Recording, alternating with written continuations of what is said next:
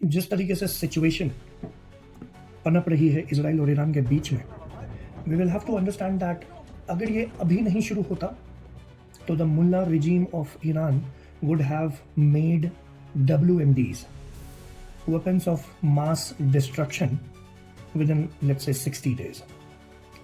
अब आप लोगों में से बहुत सारे लोगों के दिमाग में ये आ रहा होगा कि यार ये यूएस की आदत है, पहले भी इराक में WMDs के नाम पर हमला किया, पूरे इराक को खत्म कर दिया उन लोगों ने मिलकर। ऐसा क्यों नहीं हो सकता है कि ईरान के केस में वो लोग दोबारा झूठ बोल रहे हो? जरूर हो सकता है। The US can not be trusted, but then problem यहाँ पर आ जाती है कि जो वहां पर फिजिकली मौजूद है आसपास, दैट्स इजराइल।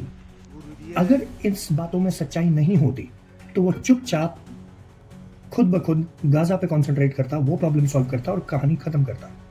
लेकिन वो लगातार गाजा के बाद लेबनान, गाजा के बाद यमन, गाजा के बाद नाउ ईरान के पीछे पड़ा हुआ है। तो इस बात में किसी ना किसी तरीके की सच्चाई हो सकती है, मुझे ऐसा लगता है। इजराइल भी लगा हुआ है कि आप किसी तरीके से आप एक डील कर लो, और ईरान यहाँ पे लगातार वहाँ का जो शिया मुल्ला रिजीम है, जिसके खिलाफ साउथ ईस्ट एशिया के सारे कंट्रीज, सारे मुस्लिम कंट्रीज इनफैक्ट खिलाफ खड़े हैं, उसके बावजूद वो डील नहीं कर रहा है।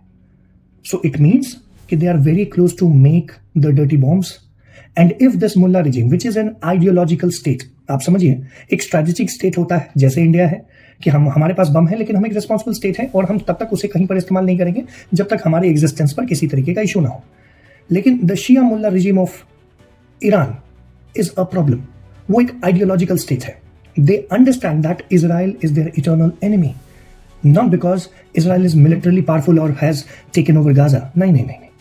उनका ये पैलेस्टाइन और गाजा वाली प्रॉब्लम ही नहीं है।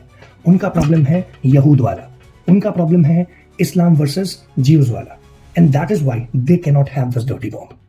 Thank you. जिस तरीके से सिचुएशन पनप रही है इजराइल और ईरान के बीच में,